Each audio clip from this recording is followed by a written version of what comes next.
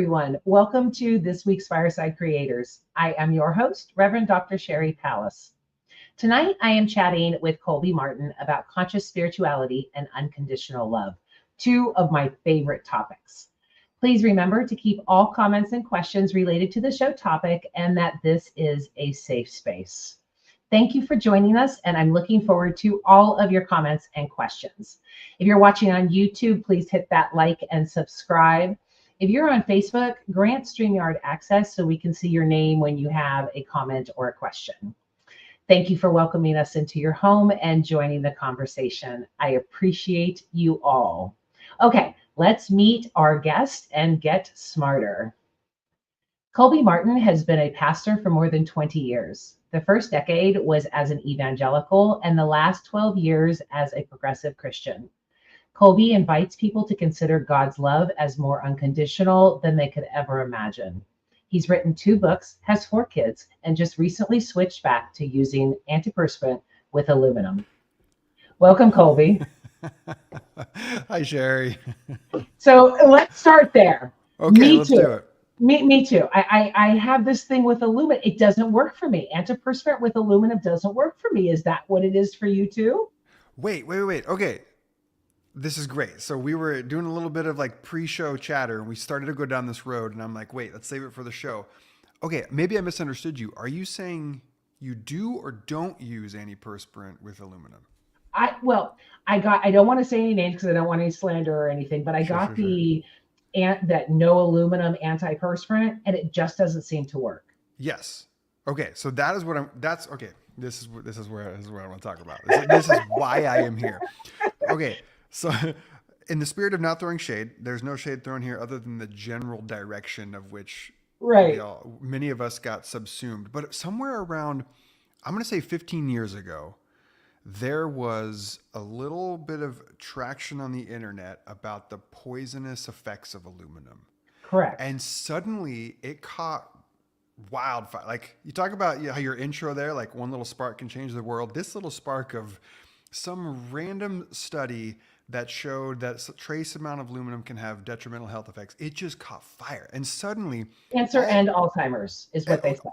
All the thing. It started there, and then it was like, well, if one foot's longer than the other foot, it's probably the aluminum in your deodorant. And so suddenly everybody was anti-aluminum, and the whole rage was like natural deodorants. And so I joined many of the world, and I'm like, well, I don't want to have cancer or Alzheimer's or have my foot get shortened inadvertently. So I'm like, let's go natural.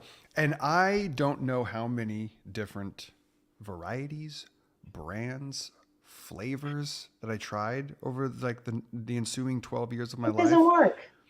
Does not work. And every time someone's like, well, here's one, this one works for me, I tried it, and I'm like, within months, I'm like, if by work you mean I smell worse, then yeah, I don't smell like BO anymore. I smell like fig flavored BO, which I guess is an upgrade. I don't know. So but okay. So then it was about a year ago. I don't even remember how I stumbled upon this, Sherry, but somewhere I stumbled across this counter narrative that suggested maybe aluminum isn't as poisonous as we all thought. And I'm like, wait, tell me more. And I started reading, and I learned that whatever that was 15 years ago that sort of set the world on fire was based on not only incomplete research, but what I learned is that the amount of aluminum that one would have to ingest into their system in order to have anywhere remotely close to an effect that might lead to one day some sort of correlation to cancer or Alzheimer's is magnitudes beyond what a few swipes under a pit could ever afford you. So we're like not even anywhere close are we into the category of dangerous aluminum intake when we and aluminum cans were never addressed, right? Aluminum casing in food was never addressed. Good point. Yeah. So if someone sits around and just chews chunks of aluminum and like rubs it all over their body over the course of like 4 decades, yeah, maybe they might have, but just using, okay, so when I read that, I'm like, hallelujah, thank you, Jesus. I can get back to using something that actually keeps me from sweating like crazy and stinking like, so it's a game changer. And the new one that says it lasts 3 days, no. Yeah. It So doesn't. you get No. away with me, you natural deodorant. Not people. The people are great. I mean, the actual deodorants themselves. Get away from Correct. me. You do nothing for me. Correct. Bring on the aluminum. Just clog up these pores. I'm fine. Yeah, when I saw that in your bio, I'm like, that's what I'm opening the show with. Oh, We it's so discussed it. good. I thought I was the only one that it So, didn't work for. okay, so tell me your journey. So, did you had a similar trajectory, or Yeah, I dumped a whole bunch of money into that. Again, I don't want to say the name. The hmm. 3 day, you don't need to take a shower. Got the whole pack. A friend of mine had said it had worked really good for her. Sure, all the So I was, friends say that. All the friends of say it works course, for them. How come we aren't the friends that it works for? Anyway, keep like going. probiotics, right? So, so I bought the whole pack, like $50 or $60 worth. Mm, And, so many dollars. literally after like just a few hours, I'm like, this isn't working. Yeah. So now I have like 5 years worth of aluminum free deodorant that I can't even use And all these or I shouldn't natural, use. all these companies be like, no, no, no, it's supposed to be awful for the first few weeks. Just hang in there. Like, okay, I guess, but I You're don't going know to if lose your friends. you're You're going to gonna lose lose your job. your self esteem's gonna tank. But just hang in there. It'll get better. And I don't know that Oh it my just never got God. better for me. So I am back to aluminum in my There you deodorant, go. Me and it's too. fine. So thank you so much for being on the Mm. show. I actually have tears. That's so funny. Let's talk about conscious spirituality because and I'm Okay. wearing the shirt that actually has a peace signal and all of the religious Oh, that's symbols. what that is. Your name has been covering it up, but I'm like, I think I Yeah, see it's the. Oh, yeah, very yeah, good. yeah. There it is. Great. Because I don't think that there can be any one path to God. And I Mm. also don't think that humans are superior or that we should ignore anyone else. And it's all about community. And some people say, well, it's universalism, it's humanism. But to really be conscious about your spirituality and say, I want to be a better person, I want to do better in the world. Is that what you're meaning by that?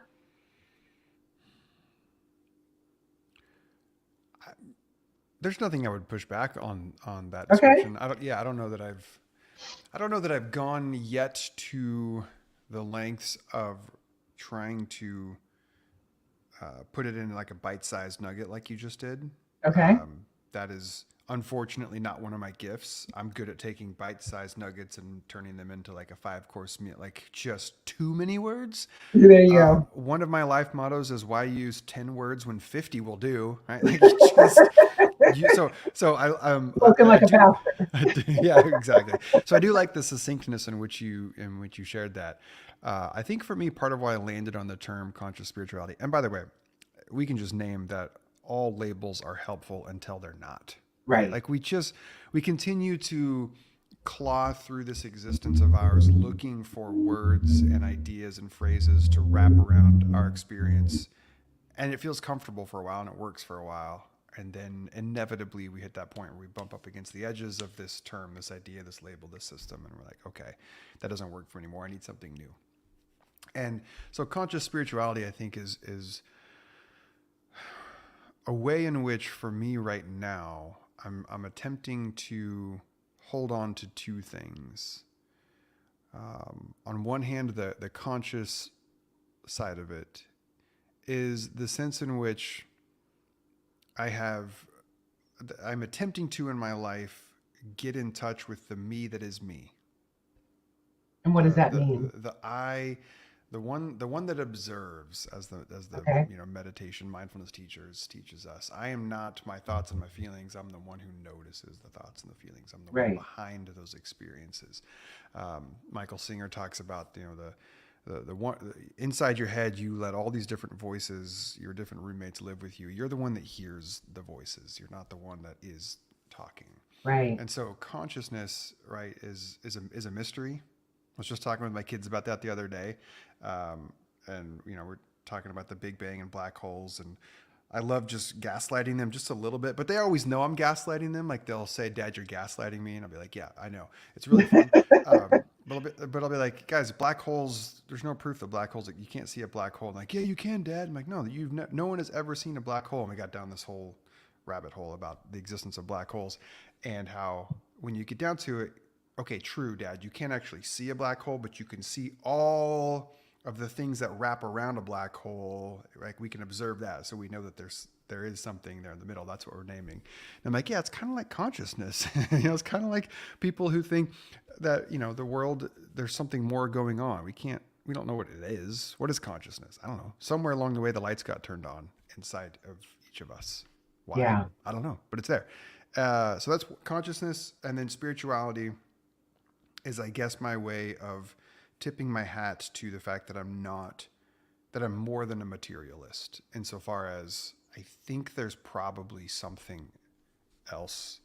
There's something in all of this, right? More than just atoms and protons and pizza, and there's something in and all through all of this. And so, like what you were naming, what I really liked about it was the way it was trying to get outside of the conversation of which religion is correct.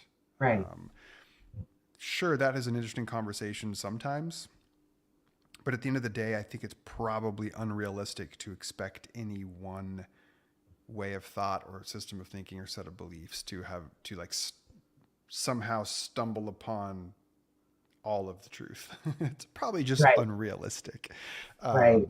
So whatever religion is, and we could talk about that if you want, but it's like, that's fine. That's over here. And we can talk about that. But spirituality is my way of kind of setting that aside for a minute and saying, religion is a tool that tries to point to the existence of something else. And I think that something else is real and matters. And so that's why I'm spiritual in nature still. And yet I try to do it consciously. Like I told you, 50 words, man. I could have done that in 10, but I'll just give you all the words. Well, I think we could actually use the opening of the show as an analogy. You had assumed when I had made a comment about it backstage that I was pro aluminum. And I equated in my book to food and shampoo and clothes. I mean, I could sit here and argue with you all day long that Italian food is the best food on the planet. And I can tell you that if you don't like Italian food and you prefer something else, I could tell you that you're wrong. That gets nowhere. Yeah. The same goes with shampoo. My shampoo would not work for someone else. I actually said this with someone who had no hair on a show once, and he's like, funny story. But I mean, we use, we have allowed all of these differences in our likes and dislikes and everything like that for vastly everything on the planet, with the exception of religion and politics. With that, it has to be a singular way. There has to be one right way. And because of that, people die. Mass murders, and the Crusades and Noah, and I mean, you can go back throughout history thinking that this is God's way and that we're right on this causes death. What do your instincts tell you as to why that slice of life in particular we function that way? Because it's the unknown, right? I mean, someone can say to me, why do you like Italian food? And I can list it. Someone could say, well, why do you like your religion? And they could list it. But when the ego gets involved, which I think has been termed the devil for so many hundreds of years, that's when things start to fail. When you insist on being right, as opposed to insisting on being communal and hearing someone, insisting on being heard as opposed to hearing and listening, that's when conflict starts. That's when you start to say, well, I'm right and you're wrong. I mean, would I ever kill someone over Italian food? That's just ridiculous. But then we say, well, we're going to kill over God. Hallelujah. Okay, but can we go back to the ego devil comment? Are you, Sure. if I heard you correctly, are you saying that that what you understand to be the ego is? Did I hear you say that you think that is naming the same thing that historically has been identified with the devil? Is that what you're saying? Yes, that's what I think. Yes, I love that's it. what Say more about that. I came to that conclusion. This is hilarious. You are interviewing me. I came to that conclusion because I no longer believe there's anything outside of us. I think everything is, I think we have control over everything. I like the analogy of the angel and the devil on each shoulder. I always looked at it as my best friend in junior high as her saying, Sherry, don't do this. Consequently, she was an atheist. And she taught me more morals than anybody else. But I don't believe there's anything outside of us. And I think that the ego, and I'm not talking medically, I'm talking spiritually, the ego causes division. And I talk about this a lot in the book, but the ego either makes you feel like you are above and better than anyone else, or a piece of shit and worse than anyone else, regardless of whatever you'll believe. That causes division. We can use the ego for good. We can use the ego, like I used my ego to give things away and really help people, because that makes me feel really good. Other people use it for wrong and to put people down and those types of things. So I don't believe that there is any spiritual being of any sort that is influencing us in any way. It's just the ego saying, you want to go do that. I love that. I've never heard that before. What's interesting about what you just said is, you said for you, you're like, I can use the ego for good. And then what do you do then with the fact that you also made the connection to the thing that the ego is naming is the thing that historically in some traditions have been pointed out by the devil? Mm-hmm. Could you take that same sentiment that you just shared, put yourself in a time machine, go back 500 years before the concept of the ego, back when we called it the devil, and say a similar thing? Like, I can use what are we saying? I can use the energy of the devil for good. Like, well, I mean, if we want to go down that rabbit hole, that was the devil really wasn't what Christianity paints it as now. I mean, for thousands of years, he was the antagonist. So, yeah, I mean, again, separating a being from, our spirits and our nature, you can say 500 years ago, the devil didn't make you do it. You did it. you did it. You wanted to win. You wanted to be more powerful. You were greedy. You were having all these things. No dude made you do this. Sorry. Yeah. Own it. Own it. The onus is on us. Yeah. I think we're the ego.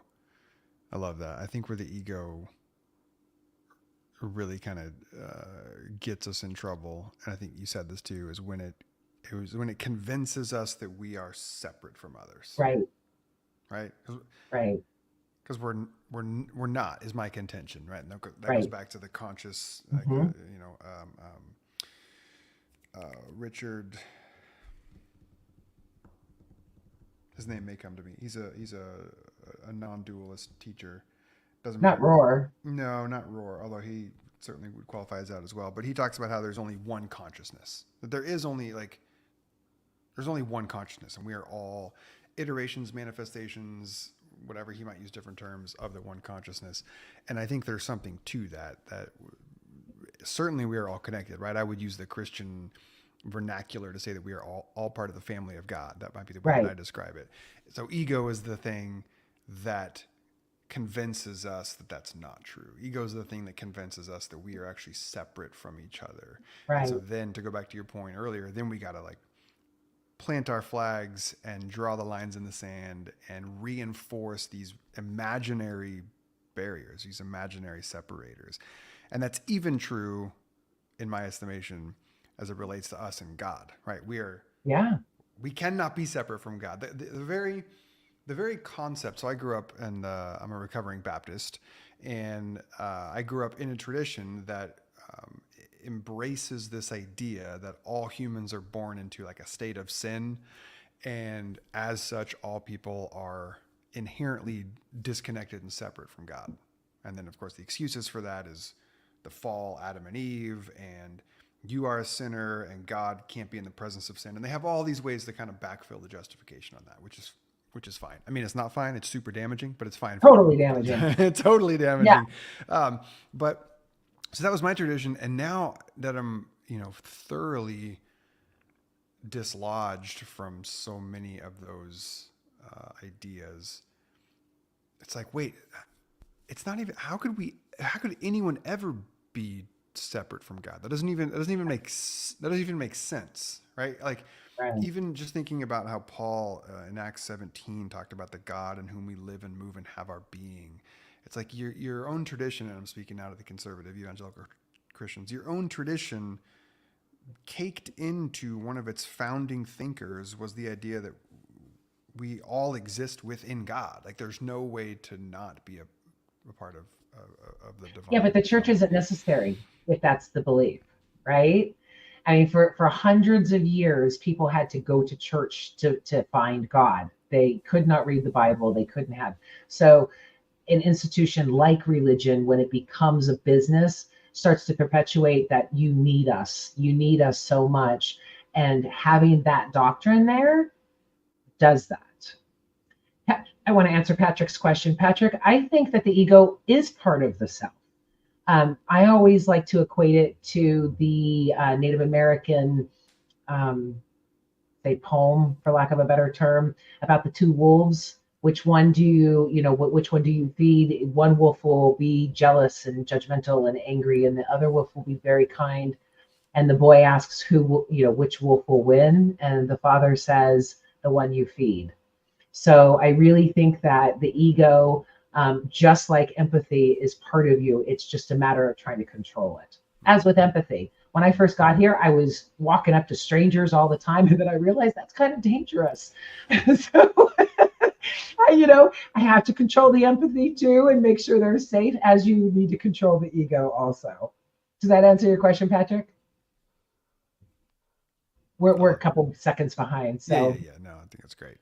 um, so with the conscious spirituality, excuse me, the goal is unity, right? The goal is to see that we all are one, even with the plants and the animals, flora, fauna, all of those things are all God's creation. And I think back to the ego, the only time we don't feel like that is when the ego is in control. Like saying that we're superior to all of these animals is just bullshit to me. Yeah. Going through all of the studies and everything like that, it was like there's no way there can be consciousness throughout this planet and it be divided. It for us to be superior and for them to be at our beck and call.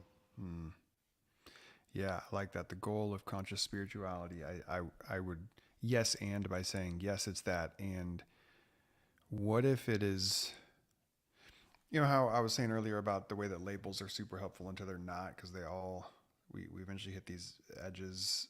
And I'm assuming that'll happen with me in this term conscious spirituality. I'll just be like, oh, that doesn't fit for me anymore, and I'll move on. But for now, I feel as though conscious spirituality is just a way to provide a big old bucket container that I can fit Christian inside of.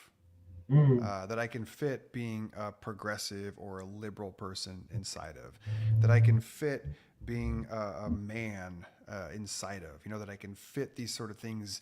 They can all nestle safely inside of this. And that allows me to not be threatened as well. To go back to your point about competing religious narratives, I'm not threatened by the Jew. I'm not threatened by the Muslim. Right. I'm not threatened by the Jehovah's Witness. I'm not threatened by the Mormon. I'm not threatened by the atheist. And the risk in that, Sherry, and I'm sure you can relate to this, the risk is that it sounds patronizing, right? I was telling you, I was doing a live stream with a group of atheists a couple weeks ago, and it's really hard to not sound condescending and patronizing when I say something to the effect of, I'm okay with you being an atheist. Like, who cares what I think? It doesn't really right. I'm okay. But what I was trying to do is trying to dissolve the perception that deep inside the mind of this Christian is really the hope that one day you will change your mind and you will think like I think. Like, that's not a long con. So yeah. I try to be proactive in naming. It's not baseless though. I mean, that is a genuine fear because it's been going on for so long. It's the manipulation. It's I'll be your friend with the hopes of indoctrinating you and bringing you into our clique. Yeah. That was me for many years. Like I know that world well. I did that world well. I was good at it. I was good at finding ways to connect with people and doing the Jesus juke right at the last minute, So now it's like, how do I kind of get ahead of that? Because you're right. Those worries, anxieties, fears, assumptions are in people's minds for a very good reason. So now it's like, how do I get ahead of that without sounding condescending and patronizing? And I guess I'll risk that. I'll risk the error of sounding condescending by saying, look, my view on things is big enough to hold all of it. I don't need you to become a Christian. I don't. That's not how I understand humanity. That's not how I understand the divine. And Right. yeah. One of my favorite early reviews on the book was from an atheist. And he said that he could never believe in a God again. He could never believe in religion again, but he could believe in love. And that is, that's where I go at this point. I don't give a flying, it's my show, I can say it, a flying fuck about what you believe, or I mean, it's like pinned on my X or Twitter or whatever that's the devil. Well, but that's a different show. um, it doesn't matter as long as you're kind. It doesn't matter what. I don't care about your beliefs. I care about your actions. I don't care if you worship a God or not. I care if you are there helping people and being there for people who need it. To me, those types of beliefs are negligible at this point. Show me who you are by the way you act. I don't care about your beliefs. Yep. I love what you're saying. The whole, care less about beliefs and more about actions. I sometimes when I'm out doing talks or preaching at churches or whatever, depending on what talk I give, I sometimes will do this bit where in the context I'm talking about how did we get to a point where we think that the most important thing to God is what we think in our minds? Like, how did Christianity move from a coalition around this idea of treating people with compassion and mercy and kindness and love and forgiveness into a system of believe the right things? Like, that shift happened at some point, right? And individualism, that's what did it. It's the personal relationship with Jesus. That's what did it. It took it out of the community, and made it an individual belief. So you could be an asshole all week long, just as long as you show up on Sunday and say, please forgive me. It's that individualism took away all of the community. And Jesus was totally pro-community. So were the Jews, so were the Muslims, and all of that individualism with that personal relationship screwed everything up, in my opinion.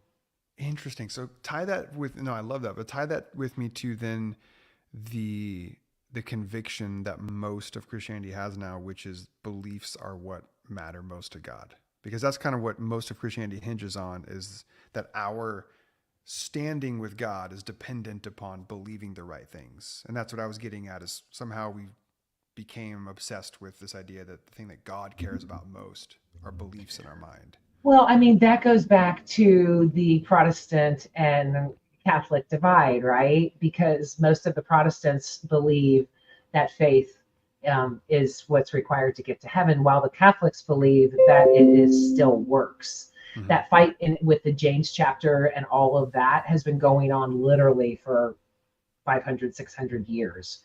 So when the Protestants said faith was all that mattered, especially with Augustine and all of them, really getting behind the faith, that's all that matters.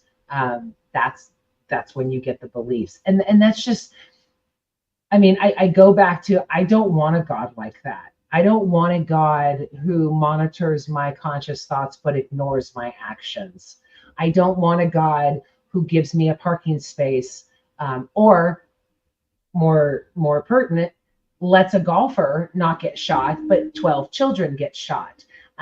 We've, in this whole belief system, we've taken God to an imaginary level that causes us to totally construct this thing into what we want, where we don't have to do anything. If we just believe, all we need to do, works go away, kindness goes away, compassion goes away, community goes away. That all goes away. It just matters. 100%. These are the negative downstream effects of the belief that beliefs are what matter. Right. And so I just don't fundamentally think that the thing that God cares about most is what humans believe. I mean, imagine that in a marriage, and saying, well, you should believe I love you. Yeah. And the other person going, well, you never show me, Mm-hmm. I mean, it doesn't work in any other It aspects of life. doesn't. It doesn't. Yeah. Finding out or Yeah. realizing that I, as a completely flawed human and single mother, completely flawed, but I was still better than God, that I would never do to my child what he claimed to do to his. That's why I was like, this is crap. This It's is crap. crap. Yeah. Love is hard. Love requires the work. Love Yeah. requires doing crazy stuff to make sure that people are safe, not faith. Yeah. Yeah. So when I'm doing this bit during my talks, and I'll be like, we've gotten convinced that God thinks, or the thing that matters most to God is what we believe. And I said, I wish we had it on record somewhere. I wish somebody would have taken an opportunity to ask Jesus while he was alive, because we can't ask him now, but I wish someone would have asked him, like, of all the commands, of all the things to believe, like, what is the thing that matters most? I wish someone would have asked Jesus. And then You about that did. point, You said it about amazing. half the room sort of laughs because they kind of see where I'm going. I'm like, oh Yeah. wait, no, somebody did ask a couple times, in Yeah. fact. And his answer, the thing that matters most, is love. Like, love Right. God, love others, love yourself. Like, this is the thing that mattered. That's what mattered most to Jesus, right? And so Right. now to then have a religion that bears his name, to be obsessed with believing the right things. And I love that you were saying a minute ago about how beliefs are, there's nothing dangerous about belief. Like, beliefs require no vulnerability. Beliefs require no skin off our back. No Um, actions. no actions. I will sometimes, uh, if there's a stage that I'm speaking on to make this point, what I like to do is I like to invite up 4 volunteers, and people will come up and they'll stand at the ground level, and I'll be up on the stage, and I'll arrange them. I'll like, all right, you two stand facing each other and grab each other's hands. You two stand next to them and grab each other's hands, and all of a sudden you can see the look in their eyes as they realize, oh, they're building like a trust fall situation here, right? And the panic is like they start to figure out what's going on, and I'm positioning them, and the audience is like starting to get a little bit anxious here. And then I turn around at the edge of the stage and I kind of put my hands like this, and I look back and I stand there for about 2 seconds, and then I go, okay, everybody thank our volunteers. And they're like, drop the hands, and they're like, oh, phew. And they walk back to their seats. And I said, what I just performed for you was a belief stand. And a belief stand is very different than a trust fall. A belief stand is just me standing there believing that if I were to fall back there, they would catch. Like, that's nice. I believe that. Like, I believe that would happen.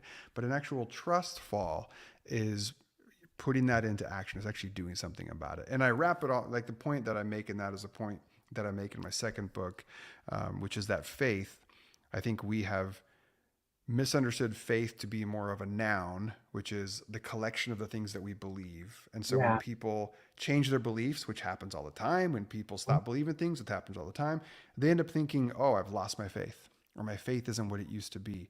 But really, faith, and this goes to like the New Testament in the Greek, faith is an action. The Greek word Right. pistis means faithfulness. It means trust. Like, it is a doing thing. Faith is a verb. It is an action. So when you change your beliefs, that's not you losing your faith. Changing of your beliefs is your faith doing its thing. It's like, it's being open to new ideas. It's asking questions. It's getting curious. That's a really lively faith, actually. Right. And I mean, I say the same thing about love. Love is a Mm. verb. Love is Mm-hmm. not a noun. Love is not an emotion. Love is action. I mean, we go back to a relationship. If someone constantly said, I love you, but never acted like it, it's just empty. So words Yeah. can become so empty. My mom used to say, your actions speak so loudly, I cannot hear what you're saying. Mm-hmm. So I was kind of raised to make sure that what I said matched my actions, and to Yeah. make sure, because that was kind of the limelight that I was in. But if it doesn't, it's hypocrisy. If it doesn't, it's a detriment to society. It I Back to the whole we are family type thing. If we're not Mm-hmm. there for our brothers and sisters in Christ, our neighbors, our friends, even our foes, then we are a detriment to society. We should be there in a communal form. What can I do to help? Yeah. Yeah. I was, I did a video a couple weeks ago talking about, because a lot of the work that I do, a lot of my main ministry right now is in the LGBTQ inclusion and affirmation space. My first book came out in 2016 called Unclobber, and it's about the way the Bible's been misused to justify discrimination against Right. queer people. And so I did a video the other day responding to someone who had a question. And the question was, hey, I've had a pastor one time tell me that being gay is an unforgivable sin. Like, where does that idea come from? And so I started out by naming that just the concept that being gay is a sin is an absurd concept, because all being gay is really just a way to name that inside a particular person, they have innate desires and attractions for the same sex. These are just their thoughts, their impulses, their desires, their attractions. That's all that it means to be gay, right? That's all that. So that's why when people say that the Bible's against homosexuality, I'm like, that's absurd. Homosexuality is just a sexual orientation. The Bible has nothing to say about a particular orientation. And so I made the point about, the sin is not the things we think, right? The ideas that we have, the thoughts, the things that just pop up and arise in consciousness. These are not the things that can ever be called sin. And several people have had a real hard time with that. They really wanted to be able to say that our thoughts and our desires can be sin, and it's not just our actions. And I just don't think that's true. I just don't think that it is reasonable or accurate. However we define sin, which I know people have different definitions on, I have my own, but however we define sin, it's only our actions that can never be sort of judged to be in that category. What goes up on in here and what arises in here, we have like little to no control over that anyway. So how could that ever be? So anyway, what do you think about that? Can our thoughts and our I totally agree. I totally agree, because the warning is that thoughts lead to actions, right? Mm-hmm. So I think that was the intent. However, I can't tell you how many times I have gone into a mental argument with like, you should do this. No, and again, the devil and the angel, analogy. You should do this, you should do that. Should I be penalized because of that argument of one thought I should do? Actions are what happens. There is nothing wrong with feelings or emotions. I just had this talk with my aunt. I did something inadvertently to hurt her a couple months ago. I really hurt her feelings. I had no idea. I didn't mean it. Bad joke. She hadn't brought it up to me because she said that she was afraid I was going to say, stop being so sensitive. Stop, don't worry about it. I was joking, and put her down. And a couple of days later, I called her, and the way she started it was with me was, I've got a bone to pick. So after she told me that I upset her, I profusely apologized. And then I called her back a couple of days later, and I said, I have a bone to pick now.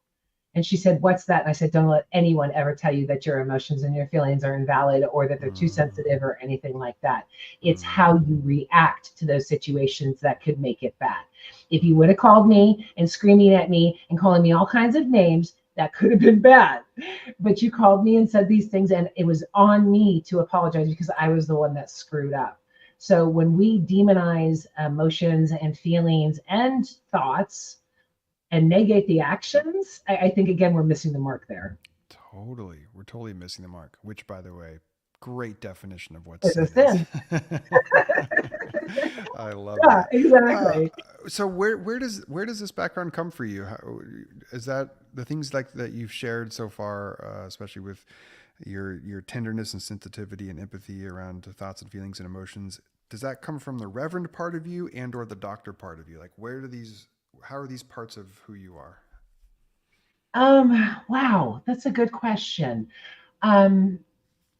I think I can say from all the interviews I've done about the book isn't a memoir. It's actually a narrative nonfiction. The first section is about me. It's a memoir, but the rest of it is dissecting religion and bad beliefs.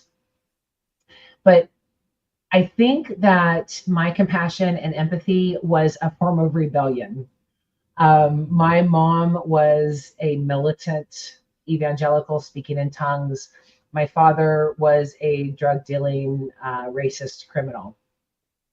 And because of those two extremes, while they were equal in their judgment and supremacy and all of those, they gave me examples of what I didn't want to be. Literally on my mom's dying bed, she was like, "You're such a flaming liberal," because I said, "Mom, you should be nice." The only thing I could really come up with is that Mm, was my rebellion. Like, I ain't gonna be like either one of you. yeah. Yeah. How old were you when that happened? What part? When your mom passed? And you 33, okay. 32, Yeah. 32. Yeah. In fact, last week was the 22nd anniversary of her passing. Okay.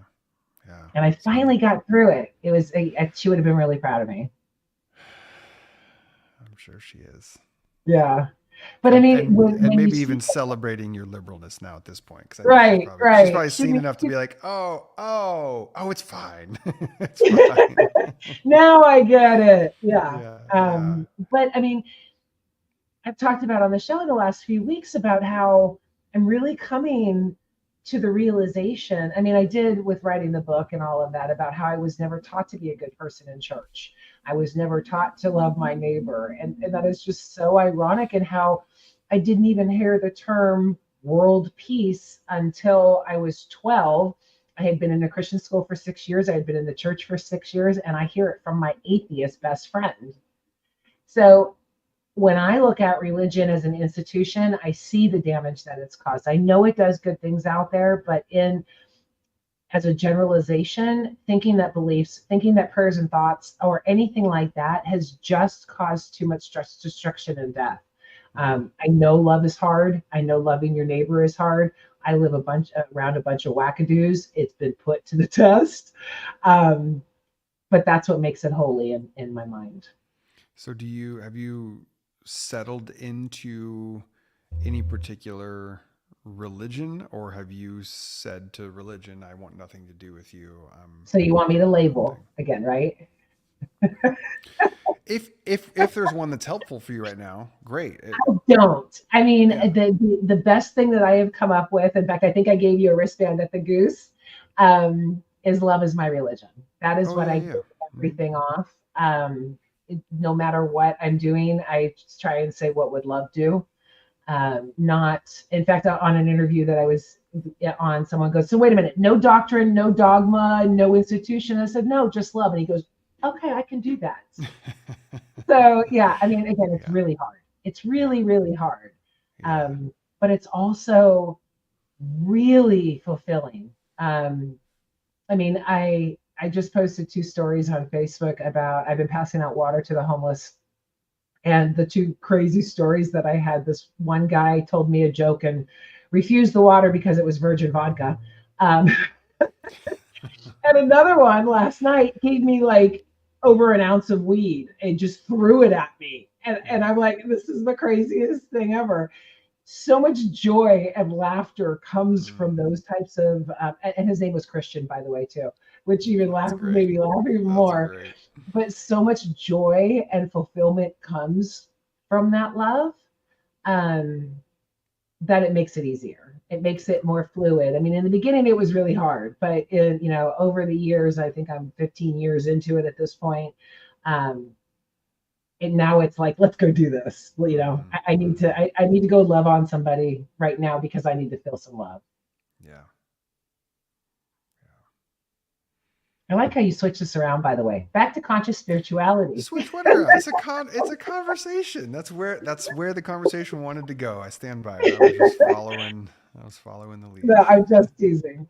So, one of the things, I'm going to go way back to the beginning. One of the things that we were talking about is consciousness. And I actually quote Federico Fagan in my book about, and he says that the consciousness might actually be the gray matter. And there were a couple of journalists that went into a debate about this. While one said that we are a cassette player or iPod, depending on your generation, contained. Another said that it was actually a radio antenna where we were going up, and the messages going back and forth. And it all depends on whether you believe in consciousness or not, as to what, if we are a radio antenna or if we are completely contained. Mm, The containment is usually believed by atheists, where there is no type of God or anything outside of ourselves. Whereas a lot of spiritualists, Federico Fagan, who I'm speaking of, actually invented the semiconductor. So he has been in technology and all of that for all of these years, and points out until AI, there's no consciousness whatsoever in any type of machinery, that it has to be something with breath. On the other hand, Buddhists believe that there is no individual consciousness, it's just one big giant one, saying that because an individual consciousness would breed attachment, and a global consciousness creates the oneness. What do you think of those? I mean, I'm certainly more in the latter, right? If I had to pick a camp, Yeah. uh, as mentioned earlier, I think there is a kind of oneness and connection baked into reality. That there is no reality. Rupert Spira, that's what it was. It wasn't Richard. It was Rupert. Rupert Spira, great teacher on universal consciousness. Yeah, I can.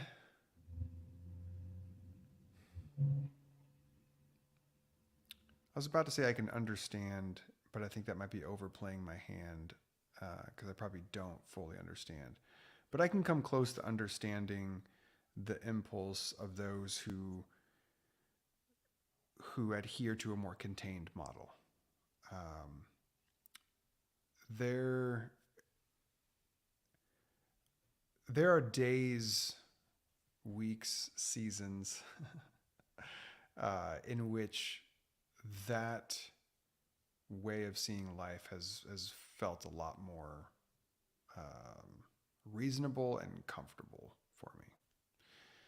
And specifically, I'm talking about when the events of my life lead me to deep sadness, darkness, depression, despair. Yeah. In those moments, it's not just that it's hard to think that there's a connectedness beyond this. It almost feels impossible to think that. Like Yeah. the heaviness of the moment and the fear. Really, what it is fear. That's the fear of the moment. Um, really does a wonder with regards to like removing the option for us to even think that there's more to this. It just buries us into this sense of I'm all alone. I was born alone. I was born a street rat. I'll die a street rat, and only my fleas will mourn me. Like there's The so I. smallness. What's that? The smallness. A real smallness. Like everything just gets real small and real scary when fear comes online. That's what I don't want to then happen is for what I just said to be like, so therefore I think all atheists or all container people are just guided Yeah. by fear. That's not the takeaway No. here. Yeah. That is my way of trying to access, for me, when I feel that sort of sense of container, that sense of separation, that sense of aloneness, it's generally accompanied by fear, generally accompanied by anxiety and sadness and darkness. And when I'm there, there's a sense in which, oh, this makes sense. Mm-hmm. There are days, Sherry, where it makes sense to be like, oh, there's nothing. There was nothing before this. There's not going to be nothing after this. This is really all there is. Like this is just a big accident, and just I'm just brain firing neurons. That's all I am. Like there's nothing. All of this is just illusions and stories that we tell ourselves to manage the existential despair. Like I that way of actually, thinking makes a lot of sense to me. On some the days. day that I was diagnosed with cancer, Ugh. I actually posted that. It's, there is no God, there's nothing out there, it's all fucked up, and then we die. So I know that feeling. It's like, and again, I think it's the ego Mm-hmm. where it's saying, there is nothing out there, you aren't that great. It's just all of those things. And again, not saying that atheists don't have ego issues. Also, I think that the more I study atheism, the more I realize that they just don't have the proof. I've been considered an atheist because I no longer believe in the God of religion. So there's all these different beliefs that get you there, but when you're that small, when you're thinking that, oh my God, this sucks so bad, it's really easy to go, there is nothing else out there because this sucks so bad.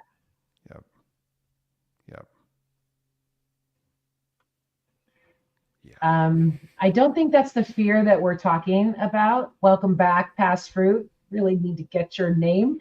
Um, I think that the this type of fear that we're talking about, at least for me, is more of an emotional, spiritual fear. Well, I guess cancer was a big fear too. I'm not talking about lions and tigers and bears, if that's what you mean. That's the fear that you have for your protection of a lion and tiger or bear. Do you see it differently, Colby? No, I think passion fruit vitamin C, that's how I'm interpreting their name, There you go. is um, Or wolves. yeah. I don't think there was any part of me that was wanting to put a label necessarily on fear. Fear is very natural and very normal, Yes. and it keeps us alive, Hmm. and and also sometimes it thinks it's keeping us alive because of like survival techniques from past trauma Right. and all that. Like it comes online, it's like, oh, I see you, thank you, that protected me in the past, but now it's not serving anymore. So Fear is not fear always honest. fear is not, no, it's not the most reliable narrator of the Right. situation. But to call it natural, I think, which is what passion fruit was saying, was like, yeah, it is natural, but in, you know, in terms of like a logical fallacies, we also don't want to commit the natural fallacy, which is everything that's natural is good. So Right. just because it's natural, so I don't know that we need to say fear is good or bad. It just is. And so my point Right. was, when its isness is bigger than I know what to do with, Right. when it is more powerful in my life than I would prefer it to be, when it grabs the steering wheel as opposed to just being a passenger in the back seat, that is when like the Right. blinders come in, the world gets really small, and I get just full of anxiety and despair. And I'm like, oh, nothing matters. So yeah, it is natural, and it doesn't mean it's just, yeah, it's a great point. It's natural, and it is there for our protection, and sometimes it's helpful. Yeah. We just need to make sure that we check our fear because so many fears are unfounded. Yes, Like yes. eating cats and dogs or something to that effect. It's we Or need to make sure. wearing deodorant with aluminum, Right, right. So, the fear we is need to, unfounded. yes, the fear is founded. And, it really is a wolf, as Patrick said, Hmm. um, or a lion, a tiger, or a bear. Oh my. Yeah, yeah. But, make sure that it's not implanted fear. I feared God every single day of my life until my Mm, 40s. And that was mm, really unfounded fear. It yes. caused so much trauma. It caused so many issues in my life because I was constantly like this. Hmm. What's going to happen now? Hmm. I'm a full-fledged sinner.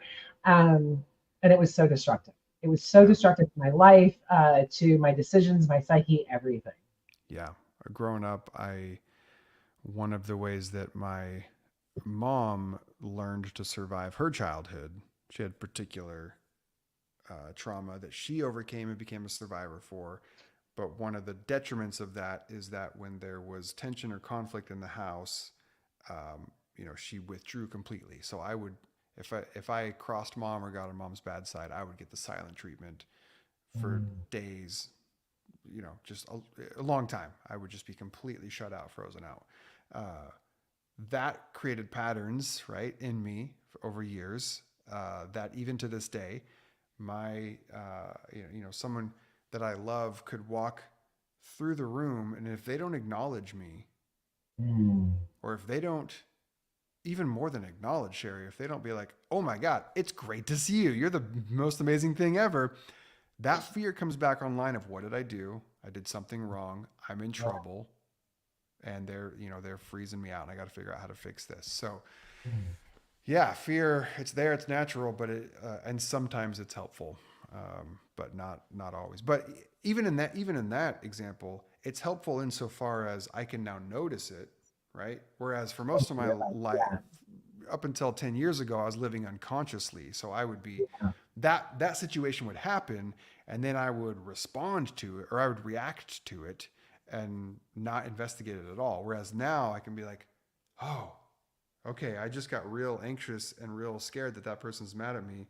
there's there's no reason for that. Right. So I can let that fear just be like, oh, I see you, thank you, but I'm gonna handle. I can take care of. I got this now. Like we're good. We're good. We don't need to be afraid of that anymore, and we can sort of let it I'm getting disappear. this mental picture of you needing, because of this trauma, someone to walk through and go, "It's Colby show. It's Colby show." Is that too much to ask? Is it too much to ask? That's all I'm asking for. Get a dog. Oh God, no! Save me. Well, and I think that we are at the top of the hour. This show has gone by so quickly, but I think that we can actually go full circle and say that the opposite of fear is unconditional love, Yes. right? You don't Yes. have to fear when you, and I'm still trying to grapple, and I don't know that I ever will completely understand unconditional love because of my human brain. And I'm constantly in these banters with, well, wouldn't you do that? Wouldn't you judge? And wouldn't you want, someone killed somebody to have that, all of this stuff. And I say, yeah, but that's me. I'm human. God Mm-hmm. should be better than me. Mm-hmm. So Mm-hmm. I think that when you start trusting the universal flow and the unconditional love that exists all around us that we can just tap into anytime we want, the fear subsides also. Yeah. Yeah. I love that. And even to that example that I know you kind of threw it out there, but even to that, it's like, I mean, revenge is not justice. So yeah, No, when something bad happens, our natural impulse to want there to be justice, that's a good impulse. Like that makes a lot of sense. But right, revenge or sort of right, getting even or whatever, or them even getting their just rewards is not like there's got to be a higher, more beautiful expression of justice. And the Bible has restorative justice as kind of its model for what that looks like. So love, I think, is whatever is at the end of the best version of justice. So even I remember, and this is funny thing to throw out at the very last minute, but I remember um, when we as America we killed Bin Laden, and I remember many people sort of rejoicing at that, yep, and I just I thought it just seems to me like justice has not Bin Laden burning forever in some sort of eternal conscious torment. This is not justice. Um, Justice would look more like all of the victims that he's ever terrorized or caused suffering upon would like come up to him, and there would be some moment of reconciliation and repair like over and over and over again, and he would sit with the deep pain and suffering that he caused and then get reflected back to him forgiveness and love and compassion. Like, and obviously we're talking in some sort of weird metaphysical blah blah blah that's not real. I'm just saying a vision for justice that's more than just getting people back. Love has got to include something that looks and feels like that. It's got to be. And I love how you keep saying I'm a flawed person and I can at least do as good as that. I'm like, yes, so as best as we can imagine, right. however love could bring reconciliation between, like, it's got to be better than we could even imagine if it's real. And I don't know. Well, and the flip side, and that actually was part of my deconstruction and going, whoa, wait a minute here, was reading Bin Laden's letter. It just recently, a couple months ago, re-hit the internet about why he did 9/11, and the resounding narrative in his letter. Again, I am, don't at me anyone. I am We're not both just, out of our depths here, totally. yeah, But go ahead. but his letter said that he wanted justice. Hmm. He was sick of the U.S. going in and killing all of his neighbors. He was sick of the U.S. coming in and doing all of, capturing, taking their oil, all of this stuff. So Bin Laden viewed the attack as justice. Yeah. And then all of a sudden it comes back to, well, now we're killing him for justice. Yeah. An eye for an eye leaves the whole world Leaves blind. the whole world blind, y'all. Like that's real. That's real. So Okay, unconditional Patrick, love has got to be bigger and better than that. it's got to be. And I'm okay with not understanding it and just trying to become it. Yeah. Um, because I think that's part of our growth. But Yeah. that's got to be the goal, Yeah. nothing else. Okay, Patrick, love. One wolf is named Ego, the other one is named Love. And Colby, Patrick is my producer, so he's kind of harassing us. He wants you to name the lion and the tiger and the bear. What's that? The line is You Colby got to wants to name it. name the. He wanted to know the name of the wolf. Okay. Yeah, The another show. the lion is passion. The Ooh. tiger is determination, Ooh. and the bear is the nickname I give my girlfriend. Aw, that's for another show. That's for another show. Okay. Thank you so much. This was phenomenal. I absolutely love this Thank show, and I'm sure you. we could talk for hours. Any final words, and where can people find you? Oh, final word is gratitude. Thank you for trusting me with your audience, with your show, with your people, with your time. Like that means a lot. I know that you put a lot of thought into who you have on your show and who you introduce your listeners to, and so I do not take it lightly that you gave space for Good to me have for you. this. Yeah. If people have any curiosity around me or my work, you can see on the screen there, perspectiveshift.co is where I do most of all my writing these days. I've written a couple books, but Perspective Shift is where I do my multiple times a week newsletter where I'm writing about things like divorce and being a pastor for 20 years and the fact that I did a high dose psilocybin mushroom journey 2 years ago and it completely changed my life. Or I'll write about Jesus and progressive Christianity and all that stuff. And then, yeah, Colby Martin Online is my one-stop shop for all resources and books and other things that, I don't know. If people are interested, there's me. You'll get a bunch of friend requests, and then I will post all of your information on the YouTube video as soon as I can get to it. Wonderful. Thanks again, Colby. It was wonderful. I'm Thank going to send you you. backstage and close the show. Sounds great. Thank you. That was awesome. What a great guest. I know we went on to a bunch of tangents, and my timestamper is going to be really hard to try and timestamp all this, but I loved that show. Going from the tangents, going from consciousness, it was phenomenal. Thank you for watching, and thank you for your input. Next week's show is with Thomas J. Ord, and we will be talking about his banishment from the Church of the Nazarene for being LGBTQ plus inclusive. It's horrific. And I can't wait to talk to him. He's a friend of mine. Thanks so much, Patrick Young, for your continued support as a show's producer. You're doing a wonderful job. And don't forget to check out my book. It's available everywhere. I want to hear your thoughts. I want to know what you learned, how you grew, and how you became more loving, or if you hated it. I haven't gotten any of those yet. So let me know. It's available everywhere, Amazon, even Walmart. Go check it out. If you like the show, share it, subscribe, all that good stuff. And thanks again for watching. Have a wonderful week and walk in love. Mwah! See you next week.